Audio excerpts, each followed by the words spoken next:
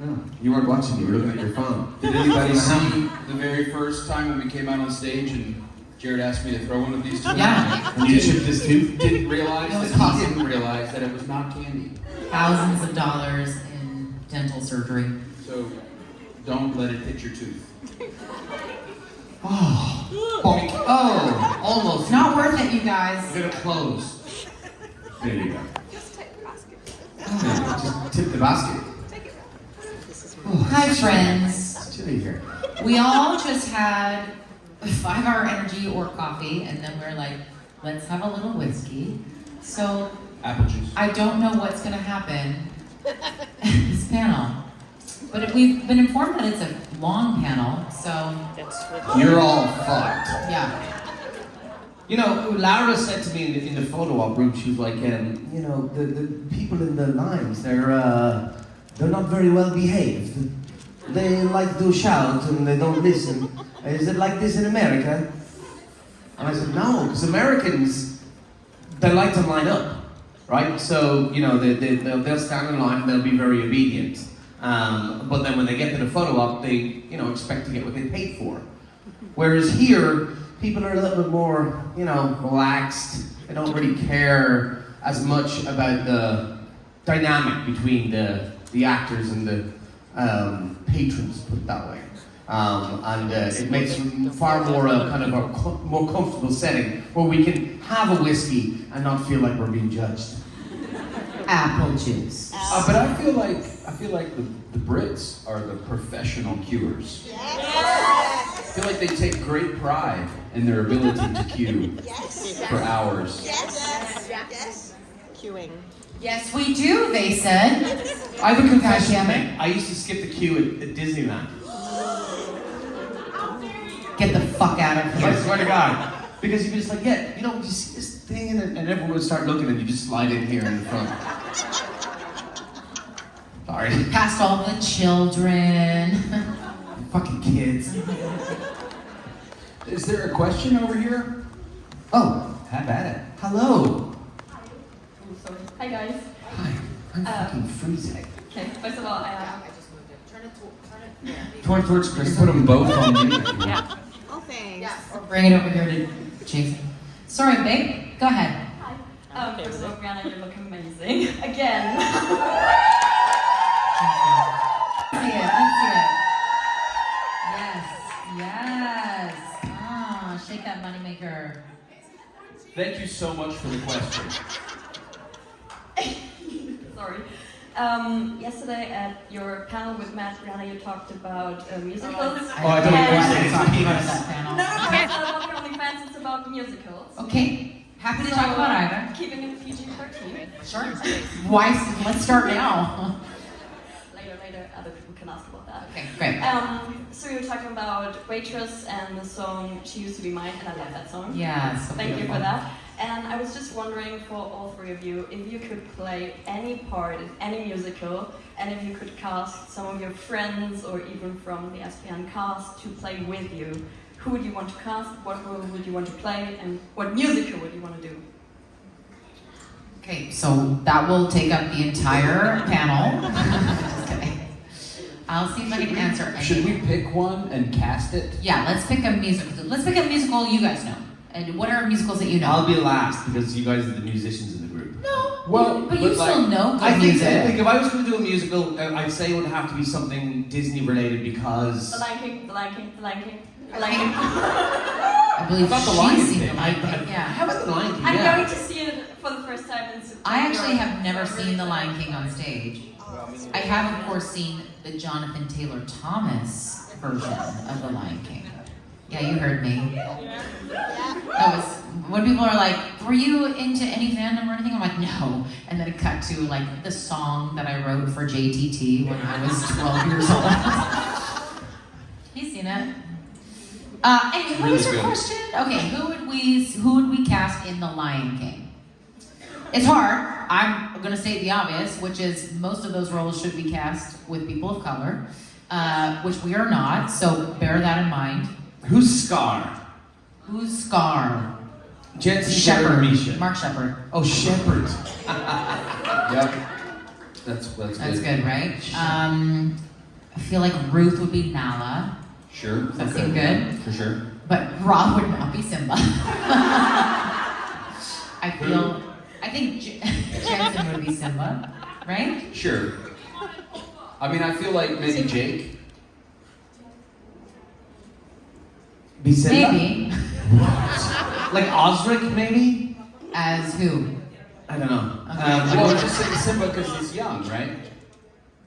No, he grows. He's a can't be wait till be king, and then he grows up. Well, if we're casting from the cast, I feel like probably Jake should be young Simba and Jared should be old Simba, just because we. Oh, got two fair of them. enough. Yes. Okay. Love that.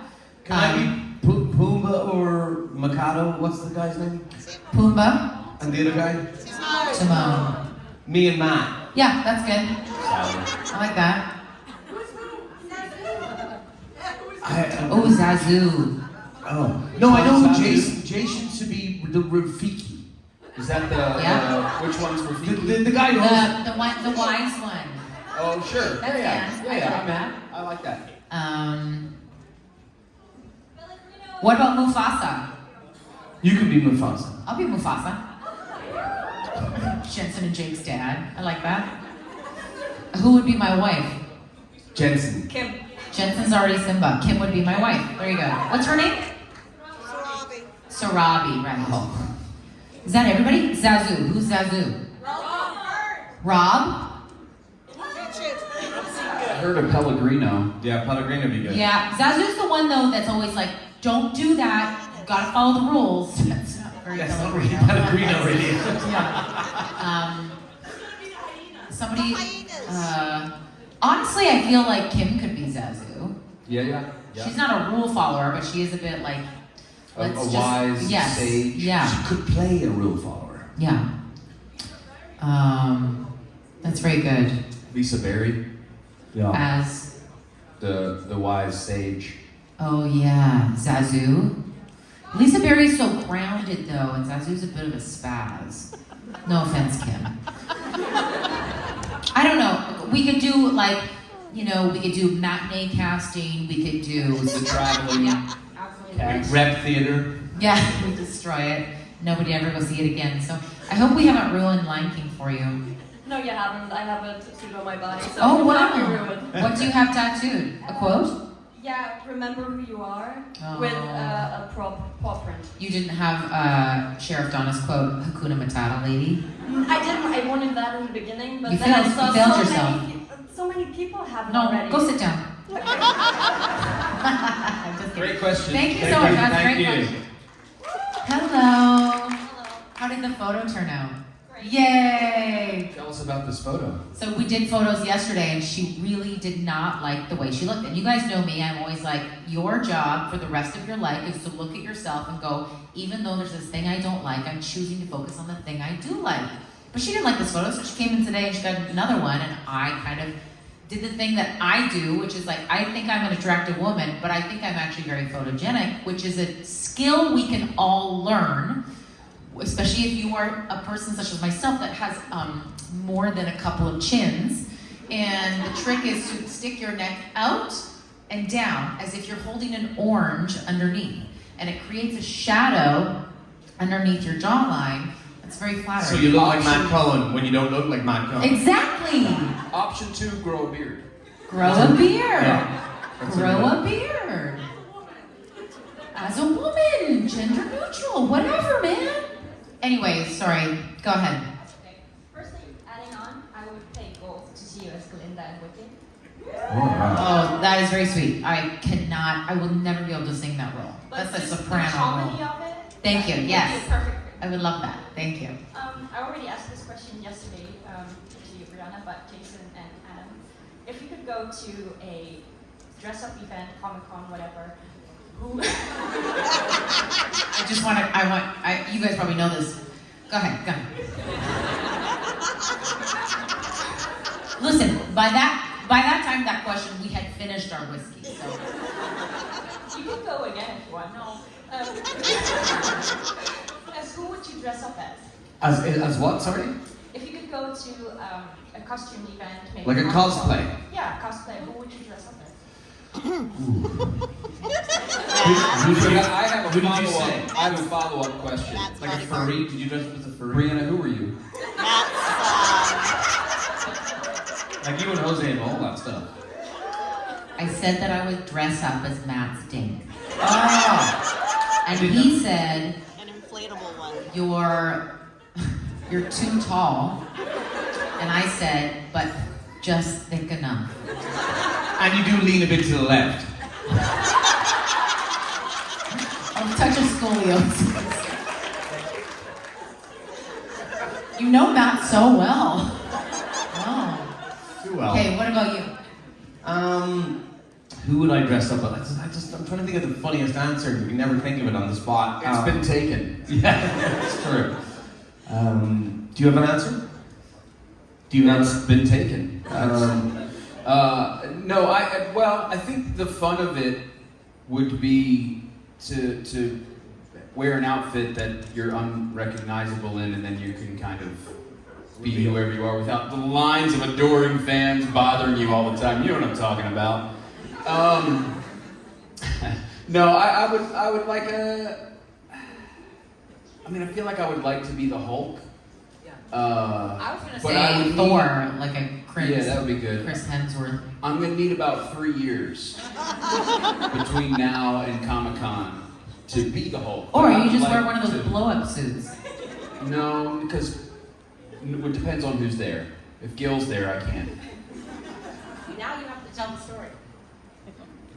Now you've done it. Go ahead. Well, we were karaokeing one night at a creation event, and Osric was Big Hero 6, or the robot from Big Hero 6. What's the robot's name? Betamax. Yep. And he was wearing a blow-up Betamax costume. And for some reason, Gil, who had perhaps One or had a two couple whiskeys on board. apple juices, found Betamax irresistible that night. And by the time about the 7th song was being sung, Gil had popped Betamax. And I will leave to your imagination how that happened. Did he try and fuck him? No longer to your imagination. Sorry. I think I don't know who I dressed up as. Depending on, like, if it was in oh dear. She-Hulk? 3 years? 3 years. It's a date. I think I can get there. I'm in. And then you guys can go together. That's great. You That was a made terrible sense. answer, but I'll think of a better one for the next time. It's a tricky question, but great job. I have a suggestion though, Adam. Oh, please great. do, please. When I first saw you in your first episode of Supernatural, I couldn't think other than Fred Flintstone.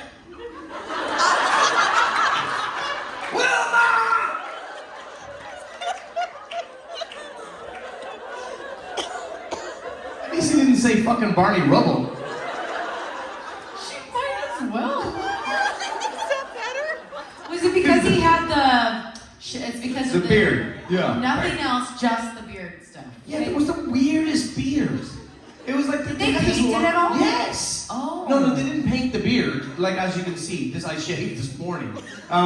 Really. That's just from this morning. No, but I trimmed. I trimmed. Yeah. This. I didn't do a full shave. I didn't do a wet shave, as they're cool. But so the first day, I can't remember the director's name. That directed my first episode of Supernatural. You probably know. Episode 2, season 15, season 12. But he comes in, he goes, yeah, I think we should give you a line here and a line here. And I was thinking in my head, I got a pretty defined beard anyway. I don't think I need it. And then when I saw it, the first episode myself, I was like, what the fuck? Wasn't required. But yeah, so I almost agree with you. Fred Flintstone. Let's leave it at that. Thank you. And I now have Thank the body you. for it. Thank you. Hello. Hello, hi. Hi. So we talk about rugby yesterday, Adam, and I always like I love to go to the rugby game here. I always root for the other nation, not mine. And my dream will be to go to another nation to see the game. And my favorite will always be Ireland because I think it's gonna be more fun. So I was asking if you ever been to one, what to expect there. Have we ever been to a rugby game? In Ireland. What's rugby? It's a sport? Yeah. No. Maybe you should. I'm out. I should have worn this jersey I have that my friend gave me. I had one of my friends I went to school with. His name was Gordon Darcy. He played rugby for Ireland for 17 years, and like was one of the legend of his era in rugby. And so I've been to many games in Ireland international games in Ireland and in the UK and in France. So it's funny because it's in the Premier League in football in England you're not allowed to drink alcohol in the stadium, but in rugby is known as a ruffian sport played by gentlemen, and football is known as a gentleman sport played by ruffians. It's because it's all this class bullshit, right? So if you go to a private school, you'll play rugby if you're in the UK and Ireland, and if you go to public school, you probably won't. You probably play football, right? And so, but you're allowed booze in the stadium, in the stands. You can drink as many beers as you want. So it's kind of like it's got a different vibe than a football game. And generally, there's a big conversation actually going on in Ireland at the moment that people are complaining because they're trying to watch the game, and then this guy's going out to get beers and coming back in. And unlike in American sports where they're smart, they have people going around with beers and they pass the beers down and they pass the money down and all that kind of jazz. They don't do that. So there's plenty of boozing, plenty of fun. It's a high speed game. It's really interesting to watch, and it's an amazing atmosphere to go and watch live. So yeah, please come to Ireland and watch a rugby game. It'd be great. Because like in here when I go, usually like in Italy, soccer is more like football. Sorry, football is She more, knows Calm down, everyone. it's more like dangerous to go to, while rugby is fun. People kind of like cosplay. Yeah. As well. Why is it dangerous? It's because the fandoms are very in Italy especially. They have the ultras, which are like the ultra fans, which are like maniacal fans who support their team. They can get rid of managers, they can get rid of owners, but they protest, they have their own section in the stadium, and it's like people have been killed by the ultras at football matches, foreign fans coming over, and so it's kind of the whole thing I just said that sport played by ruffians it's kind of true. And there's a lot of territorial kind of stuff that goes with it, and it can kind of bleed over into the emotions can ride high. So Wow, I had no idea. And Brian, I think you're gonna love it because usually when I go to a game, there's always one person dressed as a big dick. Then, actually, I feel like maybe I should put it in my resume, or yeah. Gracias. Thank you. I also rugby is dangerous just as a sport because they don't wear pads. they don't wear pads, no. And briefly in college, I thought that looks fun. So I decided to join the rugby team at college, and I went out and played, and I scored a couple tries. And other people on the team were like, "Dude, you're doing great," but I already knew that was a terrible thing. I didn't want that attention. I was like, "No, I got lucky." But it had already been said, and one of the older folks on the team was like, "Oh, this guy thinks he's something," and I was like, "I really don't." And so I remember getting the ball and running, and then thinking, I'm pretty high in the air right now. When I'm turning, my feet are above my head. I'm gonna feel the ground any moment now. Bang. And that was my rugby. That was it. I was like, okay. It's that a was rough. Can I push your chair back a little bit so I can see Jason? There. Thank you. It's a really rough game, and they're trying to kind of I don't have boys, but I played rugby all my life, and not very well, but the sport they're trying to limit the way you can tackle. So you used to be able to tackle the chest. Now they're saying you can only tackle the waist. But the lower down you get, the more dangerous it is for the tackler because you can get a knee in the face, a boot in the face, and all that kind of stuff. So and we're at a supernatural convention. No one gives a shit about rugby. So let's move on. Here. Hello. Hi. I was wondering, it's a two-part question. So I was wondering, which is your favorite Italian food, and which is an Italian food you would like to try but you haven't yet. I mean, I haven't had any gelato this trip. I have tried it, but I haven't had any this trip, which is very disappointing. We talked about that yesterday, and then we all went around and talked about our favorite flavors. What's your favorite flavor? Gelato, probably like salted caramel. Yeah. Yeah. Which is not my favorite flavor of ice cream, just gelato. My favorite Italian food would probably be like, arrabbiata. Everybody likes that. I think our whole group kind of likes that the most. This is, you have to understand, this is a group of actors who fall heavily under the guise of diet culture, and so we don't eat a lot of, I said very generally, actors don't tend to eat a lot of carbohydrates, and so when we come to Italy, we tend to eat a lot of them, and so we will lean towards pizza and pasta. But it's also because it tastes so much different here. It's true, and the ingredients are so much different here. Like the pasta is just on a different level. Like, you know, even when you're at home, when you buy good pasta in the store and you try and make it, you can never make it as perfect as we had it just at lunch just now. It's just perfectly cooked. So yeah, for me it's any type of pasta. Because it's so common a food around the world, but when you have it here, it's just infinitely better. I find an arrabbiata with what is just that? the right spice, pretty irresistible. What do we have in the green room there? Arrabbiata. And a kind of carbonara or something. No, in the green room. What did we have?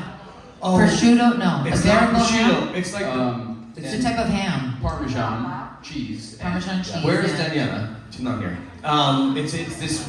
Daniela, what was that meat What you was that shoved meat? in our Yeah. faces? Like It's very thinly good. sliced, Very like thinly prosciutto, sliced. but it was apparently culatello. Culatello. See? Huh? Molto bene. Thank you. Thank you. Hello. Hello. Hello. So, say if you were stranded on a deserted island, the three of you, who would survive?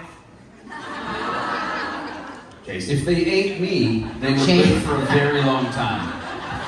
I think Jason survived. I would probably panic. Jason, you might die from heat exhaustion.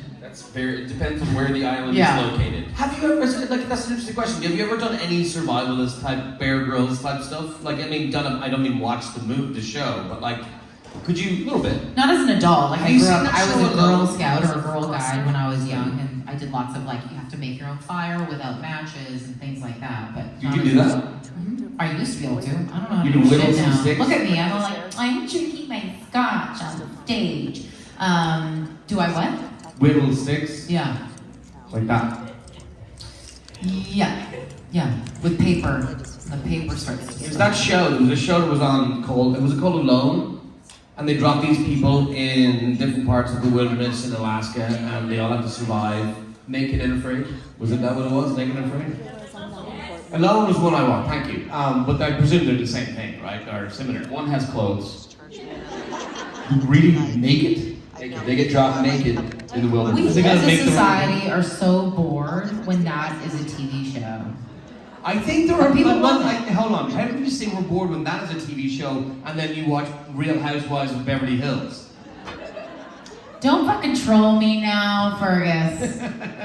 Or I'll start telling people what we've been talking about in the green room. I don't mean to troll you. I just mean, like, in all seriousness, like, one is rather educational or something. Neither of them are really actual educational videos. Well, I've seen it. And I make don't a- watch Real Housewives to be like, yeah, I'm learning something. I would No, I never be know. like, yeah, this is good television. Yeah, they're both.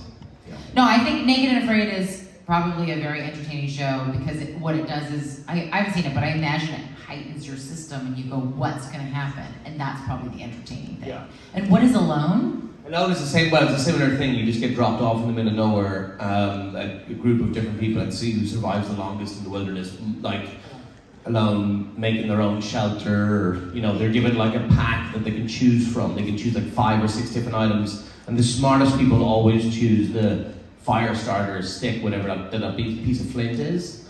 So you get to choose a thing? You get to bring like a knife and blah blah blah. And you get like, and some people choose the wrong thing and they last for like 2 days. And then the smart people pick the flint and pick whatever else, and and they're obviously like survivalists as well. So Yeah, they know yeah. what they're doing. But yeah, I actually kind of like that show. I think it was cool. Well, similar to the show, the answer depends on the island. Whether it's Oh cold yeah, did you or ask hot, a question? sun. I don't know. Where is this desert island? Of course, Ireland. Yeah, it's pretty. Adam wins. He calls his Winner, friends. winner. He wins. Thank you. Thank you. Is there someone hiding there? There there's she the is. light. There's a light. You want to be in the spotlight. Hi. Hello. This is a music-related question. I'm so sorry, Adam. You can still, you can still answer. If you could choose any music venue in the world, apart from the Jericho Tavern, Jason, what would be your Good dream venue to perform at? Red Rock. Where? I've never been. Yeah. Yeah, that's a good one. Yeah, natural amphitheater. I'm sure you guys already know all that stuff, but it's a natural amphitheater. In Nashville, is it? Famous people play. No, it's Colorado. on the other side. Oh, in Colorado. Mhm. Yeah.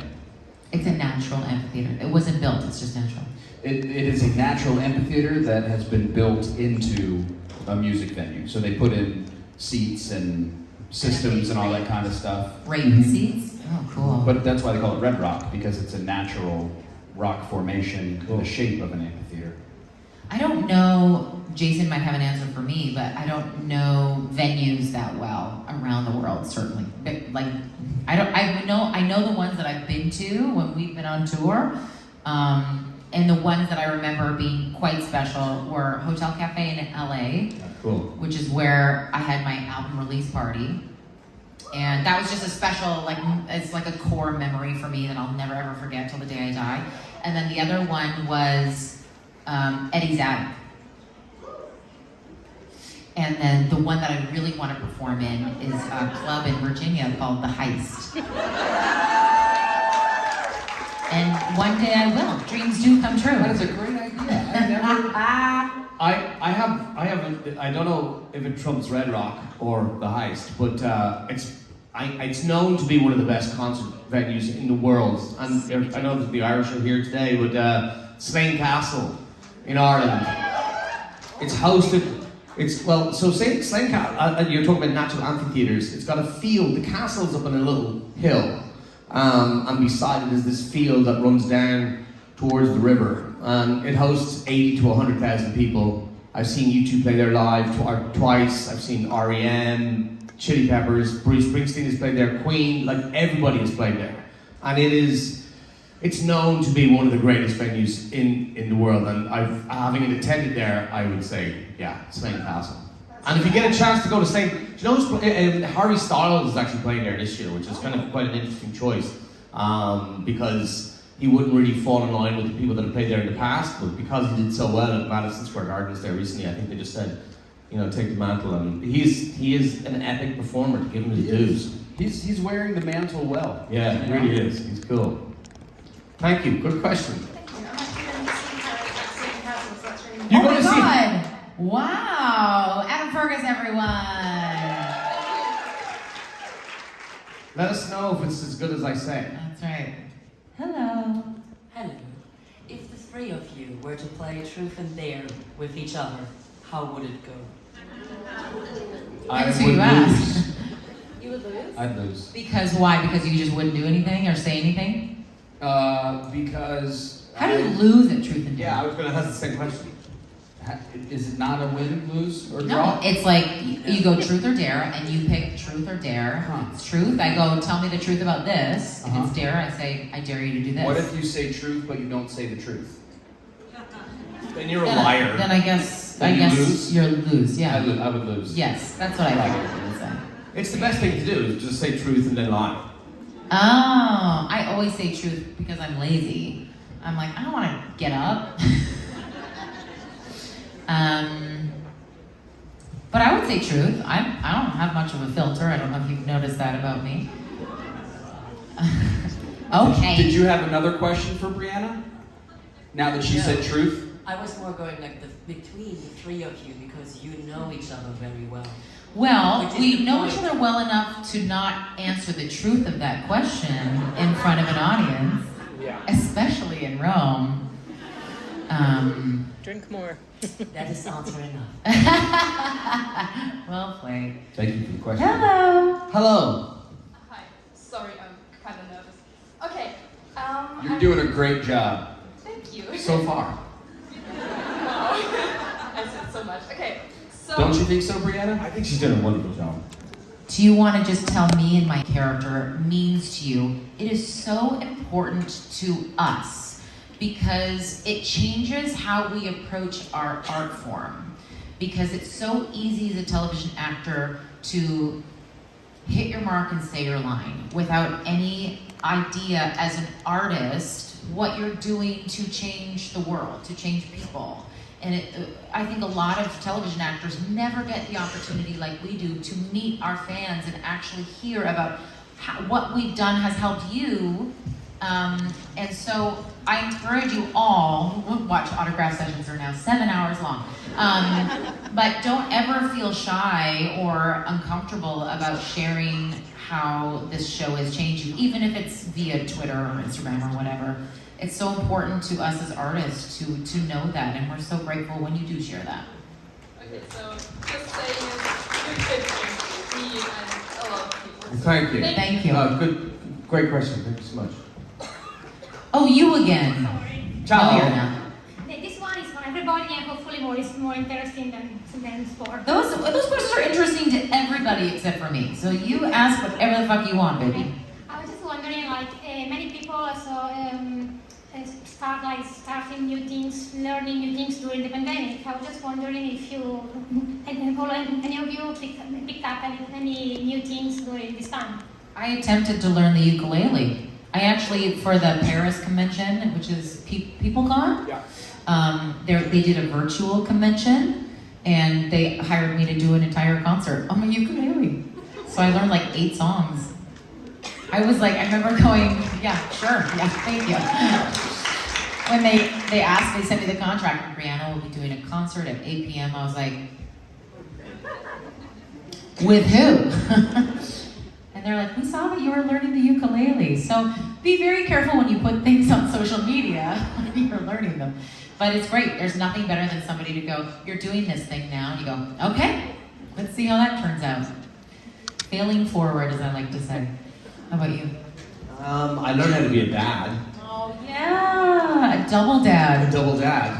But you know, that really wasn't in the real heart of the pandemic, to be fair. It was like late 2020 when my wife got pregnant. So it was 2021 when my kids were born. So we were kind of out of the worst of it. So I don't know, but like we got engaged like at Christmas, the day before Christmas Eve 2019.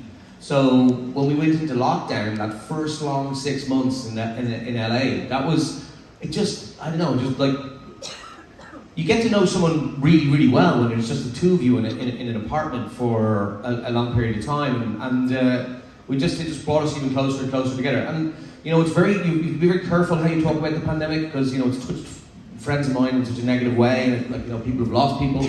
But speaking personally, and what I've gotten out of it, I'm married. We got married during the pandemic. We had kids during the pandemic. So it was like family and growing up, I think, and becoming responsible for more people than just myself. So it was quite a lot. I learned how to garden and open a bar.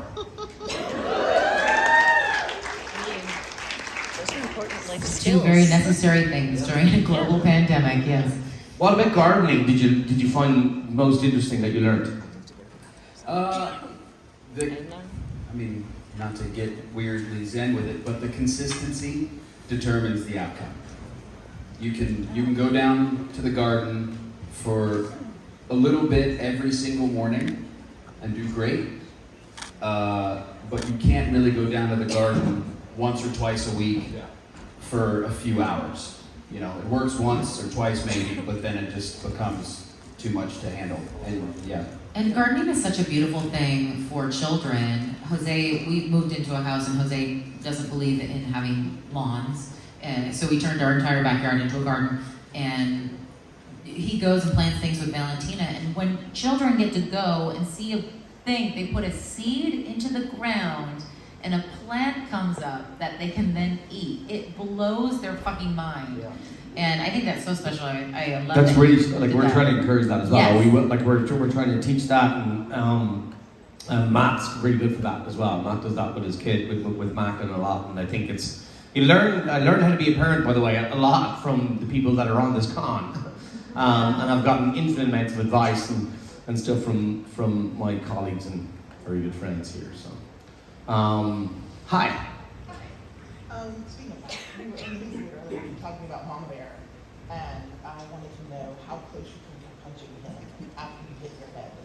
Oh my God, that wow. fight scene. And for those of you who haven't seen Mama Bear, I encourage you to find it. Is it on YouTube or? Matt, if you find Matt over the weekend, he'll share it with you. Like like Matt's dying for Send people it to just you. to see it now because it's hard for people to watch. That fight scene was incredible. It was incredible. Like, so what had happened was, for those of you who don't know, myself and Matt's wife had this, what's called a oneer. So it's one shot, there's no cuts. So you have to rehearse it and rehearse it. It's basically like a dance. You gotta rehearse it so well so that when you do shoot it, there are a finite amount of takes you can have because of whatever the props you're using or whatever might be the time you have invariably. In this particular incident, during one of the rehearsals, so we rehearsed and me and Matt's wife have this huge fight scene, and at the end, she kills me. Spoiler alert. But it's really brutal, and she beats the absolute shit out of me. And Matt Cohen's wife is... She's a badass. She's like Ruth. Like, she's the teeniest little thing you've ever Yeah, seen. she's But tiny. she's a boxer. It's Yeah. amazing. So we rehearsed in Matt's living room for a while, and then we rehearsed then when we got to the set, we rehearsed over and over again. But it was the most expensive shot in the whole movie. And we had this fight coordinator who worked on Avatar, and he was just Steve. His name was amazing guy. So we went through all the motions, and like I had to break through a wall. It wasn't a brick wall, and then she would hit me over the head with a bottle. And these bottles are made out of sugar and water, like sugar glass, whatever it's called, breakaway glass. But it's like so they're hard. Like you can only buy a certain amount of them. So we had 4 bottles, so we were rehearsing, and then we introduced the camera. And so when cameras, they have like what's called a matte box that goes on top in front of the lens to protect from flare, from the lights and stuff. And when the matte box is not on the camera, there's these prongs that come out at the end, and they're like steel sticks. And so myself and Mandy, because we didn't want to use one of the breakaway glasses in the rehearsal scene, we were just pretending, and she goes to hit me with the head, and I go like this. But the woman who was the camera operator, she had gotten too close with the camera, and I went like this, and my head went straight into one of the steel prongs that came out at the end, and just burst my head open. Now, it kind of would work for the scene, because there was so much blood required, but like not from the beginning of the scene, obviously. So they kind of like patched me up, and Matt was like, I probably should have gone to the hospital and got some stitches, but I could just see, I saw the look on Matt's face, and he was just like, you could just see his whole world was crumbling. And the nurse who was on set, this dude, he turned around and he's like, are you okay? That was a big hit, and it was bad, but it wasn't. Maybe I didn't need to go to the hospital. That might be a slight exaggeration, but it was a big enough gash. And so he kind of put some glue on it, put some like those plastic stitches on it that we took off then when we were actually shooting. But but Matt, it was Matt's face, and Matt was like, "Are you okay? Can you do the shot?" I'm like, "Oh fuck, dude, I can't look at you and say no." Yeah, we went ahead and did it, and it was a great success. It was great. It worked really, really well in the end. But I was never close to punching Matt, simply because I wouldn't fancy my chances. Thank you. And you talked about It really worked. Like whatever happened, it did work, and but it was sore. It was sore.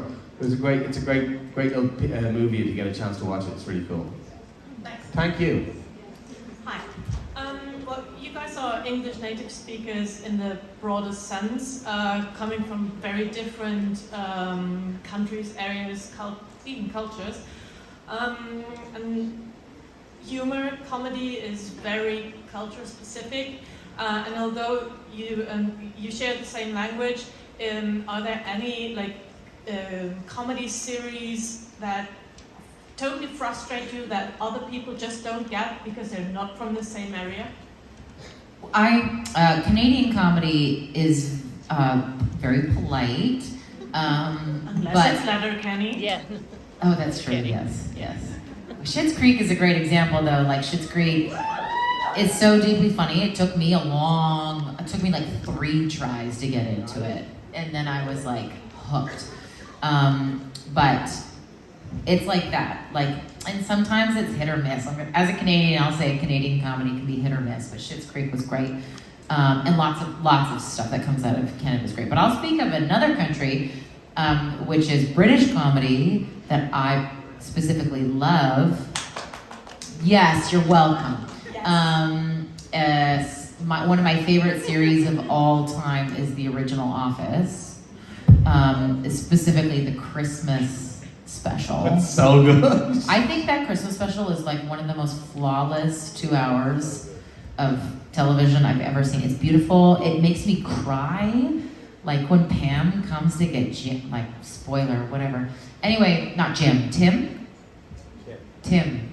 Anyway, I love that. I think British comedy is quick and it's witty, but it's not slapstick. And I tend to think that American comedy is bigger and it's kind of like the harder. examples of both of them, sorry to cut across you, but it's such a perfect example of The Office because how different the American Office is. And when they tried to do an exact copy of it, it failed until they started doing their own thing. Also love The American Office. Oh, it's amazing. Yeah, but 2 different things. I love like Faulty Towers, Absolutely Fabulous, all that stuff. I love British comedy. Yeah. Great to hear. I agree. Thank you. I'm getting the nod from our 3 friends over here. But hold on, there was an Irish show called Father Ted. Has anyone ever seen it? So when the writers wrote Father Ted, it's about priests on an island called Craggy Island off the west coast of Ireland, and it's so fucking crazy. Father Ted, I'm gonna look that up. Have you seen it? I don't think I've seen that, but there's a Scottish show about just 2 old friends. Do you know the one I'm talking about? Hold on. What is it? Still game. Still game? Yes, that's it. And if I had not spent the amount of time I've spent in Scotland, I would totally not get it. But having been there, it's the funniest thing I've ever seen in my entire life.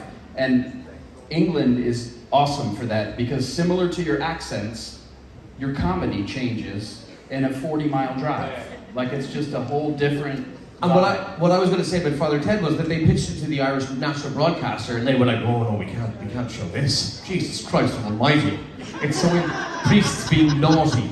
And then they pitched it to Channel 4 in the UK, and they picked it up and it became this super successful show. And it's just like, I mean, that's a classic story of television. And while we're throwing it out there, I also have to add the other season of flawless television that is the only thing I've ever watched twice. Is the 2nd season of Fleabag. oh wow, she is so good. Phoebe is so If good. you haven't seen Fleabag, oh my, mwah. Thank you, guys. Guys, this has been a great weekend. We love you so much. Jason Lance, Briana, and myself. Albertus.